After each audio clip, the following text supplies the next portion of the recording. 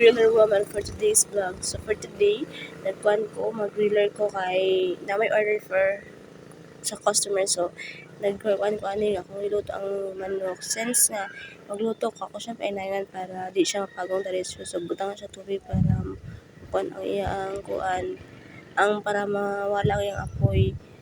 So musiga man siya. So ako siya buban para di siya musiga jud. So ginana siya nako pagkuan griller para dili siya magbalihon na siya nako para dili siya mo pagong. Then di ato ko sa kuan ani sa cashier kay nakuha ang receipt para sa another order na food. Since naman tayo order, so itong lutuan atong manok. Then, kani manok mang good is pa, di siya kahit dili siya maluto. So, dugay-dugay pa rin siya. So, kailangan pa rin siya palutuan para dili siya mapalang pula. By the way, pag griller tayo sa manok, is dili siya imon nga mapagong siya is luto na siya.